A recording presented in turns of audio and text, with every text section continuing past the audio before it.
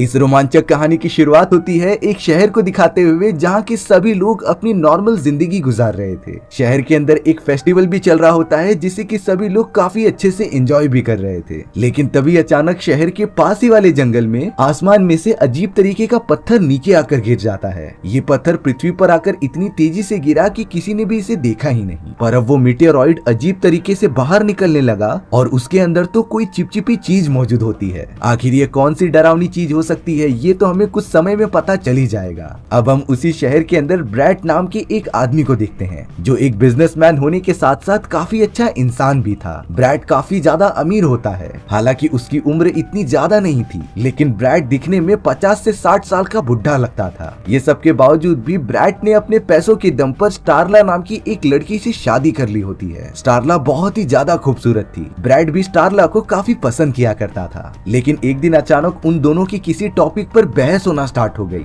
Brat तो स्टारला से काफी ज्यादा नाराज हो जाता है, इसीलिए वो अपना ध्यान डाइवर्ट करने के लिए एक क्लब के अंदर आ गया था। वहाँ पर थोड़ा टाइम स्पेंड करने के बाद ब्रैट को ब्रेंडा नाम की एक लेडी मिलती है जिससे बातें करने पर उसे काफी अच्छी फीलिंग आती है। और अब ब्रैट और ब्रेंडा काफी अच्छा समय बिताने के बाद क्लब से बाहर चले गए थे थोड़ी मस्ती करने के लिए। वो दोनों तो एकदम नशे में जंगल के अंदर आ जाते हैं। ब्रैट तो जरा भी नहीं सोच रहा था कि ये सारी चीजें करके वो अपनी वाइफ स्टारला को धोखा दे रहा है। उसे तो अब सिर्फ अपनी जिंदगी के मजे लेने थे। ब्रैट जब ब्रेंडा के साथ जंगल में आकर थोड़ा क्लोज आने लगा तभी उसे अपने साइड में वही छोटा सा मीटेरॉइड दिखाई देता है। ब्रैट तो काफी ज्यादा चौंक गया था उस छोटे से स्ट्रक्चर को देखकर, क्योंकि उस मीटेरॉइड के अंदर जो भी चिपचिपी चीज मौजूद थी वो लिटरली हिल रही होती है। ब्रैट तो ब्रेंडा को साइड में हटाकर उसे पास से देखने चला गया था, पर तभी अचानक उस मीटेरॉइड के अंदर जो भी चिपचिपी चीज मौजूद थी उसके अंदर से एक नुकीली तीर बाहर निकलती है जो डायरेक्टली जाकर ब्रैट की चेस्ट पर लग गई थी। इस अचानक हमले के कारण तो ब्रैट वहीं का वहीं बेहोश हो जाता है। ब्रेंडा ब्रैट को उठाने की बहुत ज्यादा कोशिश कर रही थी,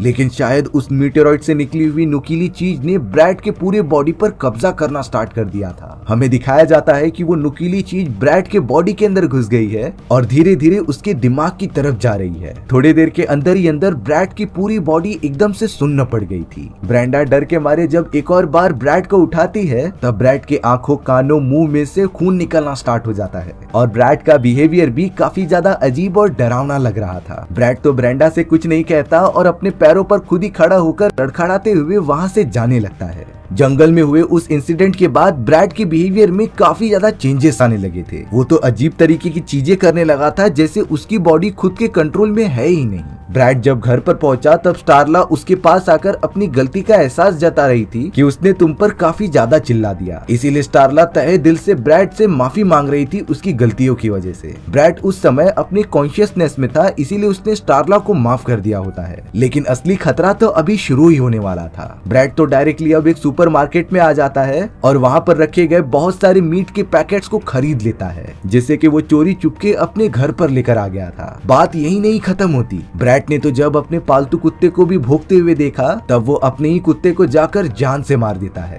ब्रैट पता नहीं क्यों यही सारी अनजान चीजें अपने घर के बेसमेंट में जमा कर रहा था। उसने तो अपने बेसमेंट के अंदर एक अजीब तरीके का शेल्टर बना लिया होता है जिसके अंदर जाकर वो अजीब तरीके की बॉडी मूवमेंट्स करता था। ब्रैट की ये हरकतें तो पूरी तरीके से किसी खतरनाक जानवर जैसी लग रही थी और दरअसल ये सारी चीजें उस खतरनाक पैरासाइट की वजह से हुई होती हैं जो ब्रैट के बॉडी के अंदर मौजूद है। वही ब्रैट के बॉडी पर कंट्रोल करके उसे ये सारी चीजें करने पर मजबूर कर रही थी। हालांकि जब स्टारला को पता चला कि ब्रैट ने बेसमेंट के दरवाजे पर लॉक लगा दिया है तब वो ब्रैट से पूछने लगी कि आखिर बेसमेंट में क्या मौजूद है, लेकिन ब्रैट यहाँ पर नहीं चाहता था कि स्टारला अंदर जाए, इसीलिए उसने बहाना बना दिया होता है कि वो उसकी बर्थडे पार्टी के लिए एक बहुत ही अच्छा सरप्राइज प्लान कर रहा है। स्टारला भी इस बात से खुश हो गई थी, इसीलिए वो बेसमेंट के अंदर जाती ही नहीं। यहाँ जैसे जैसे दिन बीतते जा रहे थे ब्रैट के बॉडी में अचानक कुछ चेंजेस आने लग जाते हैं, जैसे कि जंगल में मौजूद उस एस्टेरॉइड के अंदर से जो चीज निकलकर ब्रैट के बॉडी में दाखिल हुई थी उस पूरी जगह पर खून के अजीब तरीके के धब्बे आने लग जाते हैं। ब्रैट के बॉडी की पूरी चमड़ी उसी खतरनाक पैरासाइट की वजह से खराब होती जा रही थी, यानी कि वो पैरासाइट जो ब्रैट के दिमाग तक पहुंच चुका है वो उसकी पूरी बॉडी को कंट्रोल करना चाहता है। हद तो तब हो गई जब कुछ दिनों के अंदर ही अंदर ब्रैट के छाती में से दो अजीब तरीके के एलियन वाले टेंटिकल बाहर निकल रहे थे। ब्रैट को अजीब तरीके की फीलिंग आ जाती है अपनी वाइफ स्टारला को देखकर, और उसका अब मन चाहने लगा कि वो अपनी तरफ वाइफ को भी कन्वर्ट कर दे।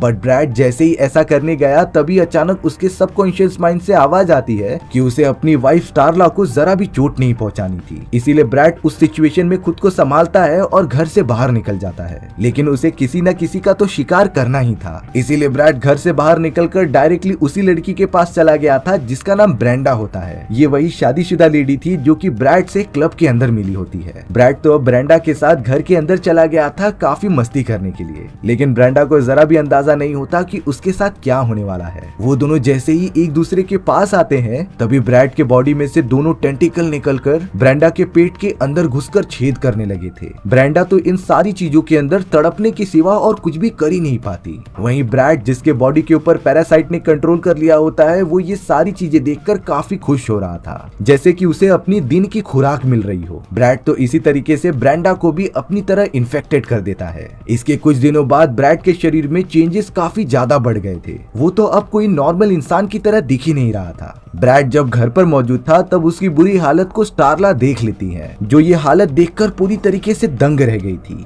ब्रैड तो नॉर्मल इंसानों की तरह बिल्कुल भी नहीं दिख रहा था। स्टारला इन सारे जवाब में कहती है कि तुम्हें अपने डॉक्टर को दिखाना चाहिए, शायद ये कोई इन्फेक्शन हो सकता है। लेकिन ब्रैड स्टारला को झूठ मूठ का कह रहा होता है कि शायद मुझे बहुत सारी मक्खियों ने काट लिया है, जिससे कि मेरी त्वचा काफी ज्यादा फूल चुकी है। मैंने डॉक्टर से भी प्रिस्क्रिप्शन ले लिया होता है और दवाई लगाने पर कुछ दिनों के अंदर अंदर मैं ठीक भी हो जाऊंगा। हालांकि ब्रैड ये सारे बहाने बनाकर स्टारला को डाइवर्ट कर रहा होता है उसके मेन रीजन की वजह से। अब हमें पता चला कि शहर के अंदर भारी मात्रा में कुत्ते, बिल्लियां और जानवर लापता होने लगे हैं। उन सभी जानवरों के कई सारे पोस्टर्स चारों तरफ लगाए जा रहे थे, लेकिन किसी को अंदाजा भी नहीं था कि उन सभी के पालतू जानवर तो अब मर चुके हैं। और ये काम किसी और का नहीं बल्कि ब्रैड का था। ब्रैड ही होता है जो अपने आसपास के सभी पालतू जानवरों को मारकर एक जगह इकट्ठा कर रहा था। ताज्जुब की बात ये थी कि ये सारा इकट्ठा किया गया मांस ब्रैड खुद नहीं खाता, बल्कि उसने तो ये सारी चीजें ब्रेंडा के लिए जमा करके रखी होती हैं। दरअसल जब ब्रैड ने ब्रेंडा के बॉडी के अंदर अपने दोनों टेंटिकल्स घुसाए थे, तब ब्रैड के बॉडी में मौजूद पैरासाइट ने अपने कई सारे छोटे छोटे अंडे ब्रेंडा के बॉडी में डाल दिए होते हैं, जिससे कि अब ब्रेंडा कुछ समय के अंदर अंदर उन सभी पैरासाइट्स को जन्म देगी, जो कि आगे चल के और दूसरे लोगों को भी कंट्रोल करेंगे। ब्रैड ने तो इसीलिए ब्रेंडा को अपने बेसमेंट में छुपा कर रखा था, जिससे कि वो वहीं पर अपने पैरासाइट बच्चों को जन्म दे। ब्रैड ने तो सुपरमार्केट से जो भी मांस और जानवरों की डेड बॉडीज इकट्ठा की थी, उन सभी चीजों को ब्रेंडा ही खा रही होती है, जिससे कि उसकी बॉडी को पावर मिले और पैरासाइट के बच्चे काफी अच्छी तरीके से बढ़े। ब्रेंडा पूरी तरीके से इन्फेक्टेड होकर इतना ज्यादा भूखी हो जाती है कि वो मांस पे मांस खाने लगी थी। ब्रैड एक पैरासाइटिक फादर की तरह उसकी सारी नीड्स को पूरा कर रहा होता है। अब पुलिस वाले जानवरों के इतने वांटेड होने की केसेस सुनकर चारों तरफ निगरानी रखने लगे होते हैं। उन्हें यह भी पता चला था कि ब्रेंडा 2-3 दिनों से मिल ही नहीं रही है, इसीलिए अब कुछ पुलिस ऑफिसर ब्रेंडा के घर के यहाँ आकर आसपास के लोगों से पूछताछ करने लगे थे।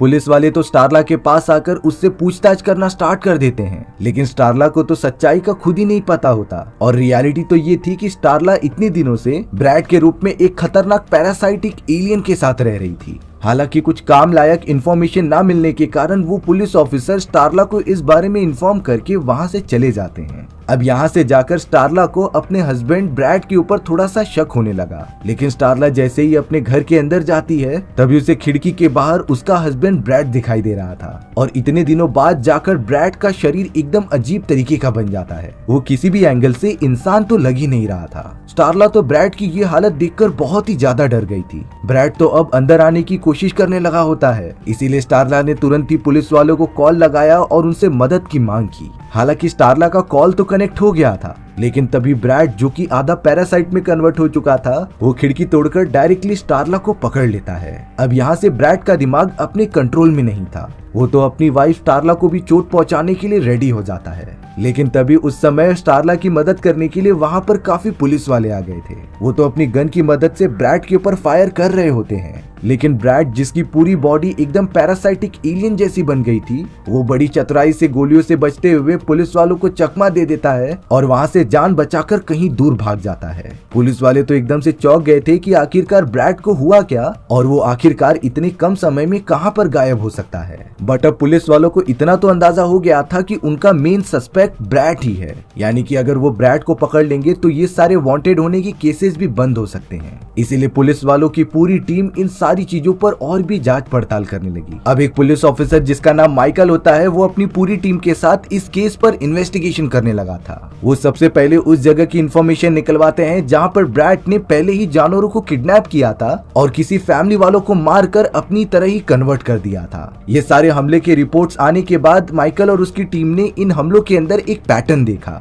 और इसी पैटर्न के हिसाब से माइकल अंदाजा लगाता है कि आज रात ब्रैड जरूर बैन नाम के एक फैमिली मेंबर के ऊपर हमला करेगा जो उनके घर के पास ही में रहा करता था। बैन की तो छोटी सी फैमिली में 3 लड़कियां थी और एक उसकी वाइफ थी और शायद ब्रैड उन्हीं के फैमिली के ऊपर हमला करेगा। ये सारी बातें क्लियर होने के बाद माइकल अपने कुछ साथियों के साथ बैन के घर के पास चला जाता है पहरा देने के लिए। वो सब वेट करने लगे थे अब ब्रैड के वहां पर आने का, जिससे कि वो उसे पकड़ सके। लेकिन कई घंटे बीतने के बाद भी वहां पर कोई आता नहीं। बट अब अचानक जंगल के अंदर से हलचल होने लगी और ये और कोई नहीं बल्कि ब्रैड ही होता है, जिसका पूरा शरीर अब एलियन पैरासाइट में कन्वर्ट हो चुका था। ब्रैड इतना खौफनाक दिख रहा होता है कि पुलिस ऑफिसर्स उसके पास जाने से डर रहे थे। ब्रैड की तो चमड़ी एकदम बदल चुकी होती है और उसके हाथ और पैर बड़े बड़े टेंटिकल्स बन चुके थे, यानी कि जो खतरनाक पैरासाइट ब्रैड के बॉडी में मौजूद होता है उसने लगभग पूरा बॉडी पे कंट्रोल पा लिया था और अब शायद ब्रैड सामने आने वाले किसी को भी नहीं छोड़ेगा। माइकल और उसकी पूरी टीम गन लेकर ब्रैड के ऊपर लगातार हमला करने लग जाती है। उन्हें लग रहा था कि लगातार गोलियां चलाने की वजह से ब्रैड मारा जाएगा, लेकिन ये उनकी सरासर गलतफहमी थी।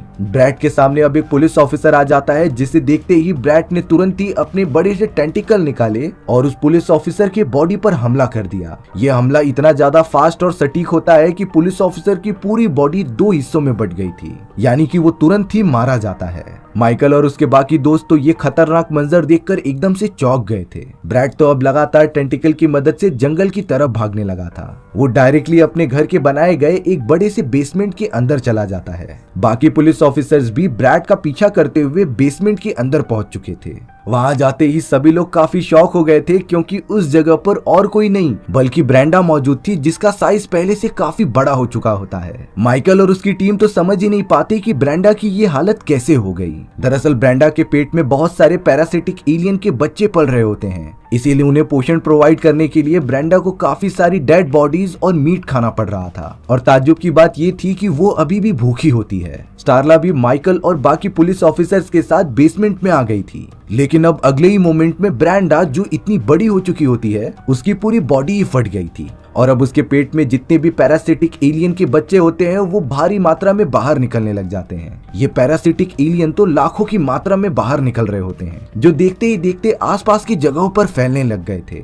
सिर्फ इतना ही नहीं, ये पैरासिटिक एलियन के बच्चे वहां पर मौजूद जितने भी पुलिस ऑफिसर्स थे उनकी बॉडी पे चिपककर मुंह के अंदर घुस जा रहे थे और ऐसा करने पर पुलिस ऑफिसर्स भी पैरासिटिक एलियन के कब्जे में हो जाएंगे। सेम इसी तरीके की मदर पैरासाइट ने ब्रैड के बॉडी में इंटर किया था, जो उसके दिमाग पर काबू करके उसे भी एक एलियन क्रिएचर में कन्वर्ट कर देती है। माइकल और स्टारला तो कैसे भी उन एलियन से बचकर अपने मुंह पर हाथ रख ले रहे थे, जिससे कि एलियंस को उनकी बॉडी में घुसने का रास्ता ही नहीं मिलता। कुछ ही देर के अंदर अंदर वो सारे छोटे एलियंस चारों तरफ फैल गए थे और जमीन के अंदर घुस गए थे। जहां भी उन्हें जगह मिल रही थी वो वहां जाकर इंसानों को इन्फेक्टेड करते।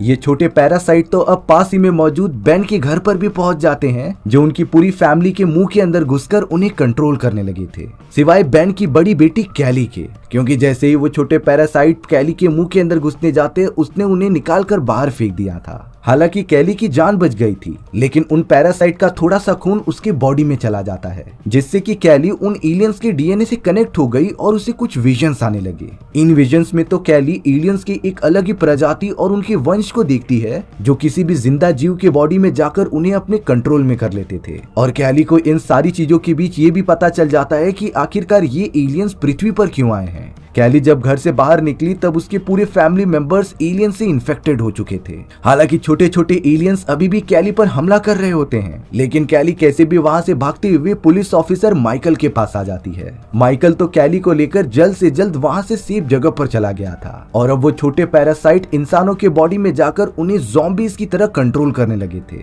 भारी मात्रा में शहर के अंदर मौजूद लोग इन्फेक्टेड होकर चारों तरफ बुरी तरीके से तबाही मचाने लग जाते हैं। ये सारे छोटे छोटे पैरासाइट जो इस तरीके से लगातार बढ़ते जा रहे थे, वो कहीं न कहीं ब्रैड से कनेक्टेड होते हैं, क्योंकि ब्रैड के बॉडी में जो पैरासाइट मौजूद था वो उनका मेन पैरासाइटिक एलियन होता है, जिसकी वजह से ही वो छोटे छोटे पैरासिटिक एलियन उसकी कमांड मान रहे थे और लोगों के बॉडी में लगातार जाके उन्हें कंट्रोल कर रहे थे। अब एक गाड़ी के अंदर कैली, स्टारला, माइकल सभी लोग बैठकर एक सेफ जगह पर जाने लगते हैं, क्योंकि काफी ज्यादा रात हो चुकी थी और इस समय बाहर निकलना खतरे से खाली नहीं होता। यहाँ कैली जो बहुत ही ज्यादा डरी थी वो माइकल को बताती है कि मुझे रियलिटी पता है कि ये सारे एलियंस यहाँ पर क्यों और कैसे आए हैं, क्योंकि कैली ने कहीं न कहीं उस एलियन के विजन्स को देख लिया था जो बहुत ही ज्यादा खौफनाक होते हैं। कैली के हिसाब से ये सारे पैरासिटिक एलियन दूर कहीं ब्रह्मांड के एक प्लेनेट से आए थे और उन पैरासाइट्स ने उस प्लेनेट को भी पूरी तरीके से डिस्ट्रॉय कर दिया था। उन एलियंस को अब एक नए प्लेनेट की तलाश थी जहां पर वो अपनी कॉलोनी बना सके,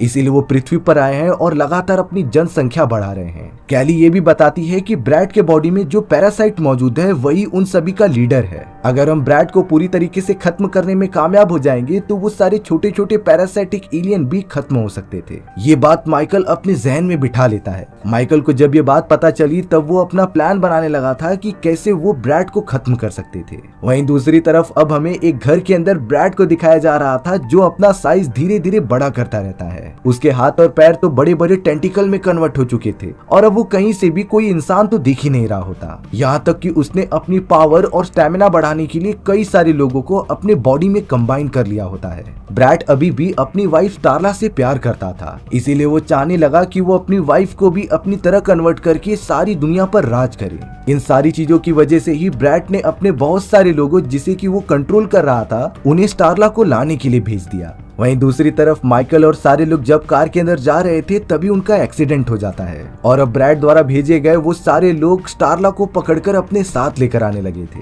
माइकल तो चाहकर भी स्टारला को बचा नहीं पा रहा था। वो सभी लोग जो ब्रैड के कंट्रोल में थे वो स्टारला को सही सलामत घर में लेकर आते हैं और स्टारला की बॉडी को अच्छे से साफ करके उसे अच्छे कपड़े पहनाने लग जाते हैं। स्टारला पूरी तरीके से अनकॉन्शियस थी, लेकिन जब थोड़ी देर बाद स्टारला होश में आती है तब वो अपने आप को एक घर के अंदर पाती है और किसी ने तो उसे एक नया कॉस्ट्यूम भी पहना कर रखा था। स्टारला बिल्कुल भी नहीं समझ पाती कि आखिर उसके साथ हो क्या रहा है। वो तो जल्दबाजी में उठकर घर के नीचे की तरफ आने लगी। तभी वहाँ मौजूद सारे लोग जो कि पैरासाइट से इन्फेक्टेड हो चुके थे वो लिटरली स्टारला का नाम पुकार रहे होते हैं। फिर बाद में पता चला कि ब्रैड ही उन सभी को ये सारी चीजें करने पर फोर्स कर रहा है, क्योंकि ब्रैड अब चाहता था कि वो अपनी वाइफ स्टारला को भी अपने बॉडी के अंदर संभाले। स्टारला जब हिम्मत करके घर के दूसरे कोने में जाती है तब उसे वहाँ पर ब्रैड दिखाई देता है जो कि पैरासाइट की वजह से एक खौफनाक क्रिएचर में कन्वर्ट हो चुका था। ब्रैड का साइज तो इतना ज्यादा बढ़ जाता है कि उसने अपने पूरे टेंटिकल की मदद से आधे से ज्यादा घर को कवर कर लिया था। साथ ही साथ उसके बॉडी के अंदर कई सारे अलग अलग लोग भी दिखाई देते हैं जो अब कंबाइन हो चुके थे। ब्रैड ये सारी चीजें सिर्फ और सिर्फ अपनी ताकत और साइज बढ़ाने के लिए कर रहा था, लेकिन यहाँ स्टारला को भी तभी कैली की बात याद आती है कि अगर हम किसी भी तरीके से ब्रैड को मारने में कामयाब हो गए तो वो सारे छोटे पैरासिटिक एलियन भी अपने आप ही खत्म हो जाएंगे। इसीलिए स्टारला एक कमरे में आकर ड्रॉअर में से एक नुकीला ऑब्जेक्ट निकालती है। स्टारला का प्लान था कि वो इसी नुकीले ऑब्जेक्ट की मदद से ब्रैड के पास जाकर उसके दिमाग पर हमला कर दे। अब हिम्मत करके स्टारला जैसे ही ब्रैड के पास आ गई, ब्रैड तो उसे अपने बड़े से टेंटिकल की मदद से पूरा जकड़ने लगा था। ब्रैड तो अब धीरे धीरे स्टारला को अपने बॉडी में कंबाइन करने के लिए पास में लेकर आते जा रहा था। स्टारला भी उसे चकमा देने के लिए ब्रैड से काफी अच्छी प्यार भरी बातें करती है और उसे बताती है कि मैं तुम्हारे साथ रहने के लिए तैयार हूँ। ब्रैड भी एकदम खुश होकर स्टारला को अपने काफी पास ला देता है और तभी स्टारला ने मौका देखकर उस नुकीले ऑब्जेक्ट को निकाला और अगले ही मोमेंट में ब्रैड के दिमाग पर मार दिया। लेकिन ताज्जुब की बात थी कि इस हमले से भी ब्रैड को कुछ नहीं होता, क्योंकि अब इतने सारे लोगों को अपने बॉडी में कंबाइन करने के कारण वो काफी स्ट्रॉन्ग हो चुका होता है। ब्रैड ने तो अपनी टेंटिकल की मदद से स्टारला को काफी दूर फेंक दिया था और अब वो स्टारला को किसी भी कीमत पर डैमेज पहुंचाने की कोशिश कर रहा होता है। स्टारला बिल्कुल भी नहीं समझ पा रही थी कि वो अपने आप को अब कैसे बचाए, लेकिन सही समय पर वहाँ माइकल और कैली आ जाते हैं। माइकल के पास एक ग्रेनेड बॉम्ब होता है जिससे कि वो ब्रैड को मारना चाहता था, लेकिन वो ग्रेनेड एक्टिवेट करके फेंकने से पहले ही ब्रैड ने अपने टेंटिकल की मदद से माइकल को काफी दूर फेंक दिया था, जिससे कि वो बॉम्ब ब्लास्ट नहीं कर पाता। अब तो ब्रैड ने अपने उन्हीं दोनों नुकीले टेंटिकल्स को बाहर निकाला जो डायरेक्टली माइकल के ऊपर हमला करने चले जाते हैं। एक टेंटिकल तो माइकल की बॉडी में घुस चुका था, लेकिन दूसरे टेंटिकल को माइकल ने अपने हाथ से पकड़ लिया होता है। ब्रैड किसी दूसरे इंसान को अपने कंट्रोल में तभी कर पाता जब वो अपने दोनों टेंटिकल उस इंसान की बॉडी में घुसा देता है, लेकिन अभी सिर्फ एक ही टेंटिकल माइकल के बॉडी में होने के कारण वो माइकल को पूरी तरीके से कंट्रोल नहीं कर पा रहा था। माइकल तो बहुत ज्यादा कोशिश करते हुए ब्रैड की उस दूसरे टेंटिकल को पास ही में पड़े हुए गैस निकल रही पाइप के अंदर घुसा देता है, जिससे कि अब वो पूरी पॉइजनस गैस टेंटिकल के अंदर से ट्रांसफर होते हुए ब्रैड के बॉडी में जाने लगी थी। देखते ही देखते ब्रैड की पूरी बॉडी गैस की वजह से फूलने लगी थी। स्टारला ने तो अब तुरंत ही पास ही में पड़े हुए माइकल के गन को उठा लिया था और अब वो लगातार ब्रैड के बॉडी पर वार करने लगी, जिससे कि वहाँ एक चेन रिएक्शन होता है और पॉइजनस गैसेस की वजह से ब्रैड के बॉडी के अंदर एक बहुत ही बड़ा ब्लास्ट हो गया था। ये धमाका इतना ज्यादा खतरनाक होता है कि ब्रैड की पूरी बॉडी अब चकनाचूर हो चुकी होती है। ब्रैड के दिमाग में जो लीडर पैरासाइटिक एलियन था वो भी धमाके में खत्म हो जाता है। उस लीडर पैरासाइटिक एलियन के मरते ही सिटी के बाकी सारे लोग जो कि इन्फेक्टेड हो चुके थे वो भी नॉर्मल हो जाते हैं, यानी कि पृथ्वी पर से एक बहुत ही बड़ा खतरा टल चुका है। और इसी तरीके से हमारी ये कहानी यहीं पर खत्म हो गई थी। सो व्यूअर्स, आपको ये स्टोरी कैसी लगी कमेंट सेक्शन में बताना भूलना मत। और अगर आपको मेरा एक्सप्लेनेशन 1% भी अच्छा लगा होगा ना तो वीडियो को लाइक एंड चैनल को सब्सक्राइब जरूर कर देना। मिलते हैं इसी तरीके की मजेदार वीडियोस में, तब तक के लिए बाय बाय।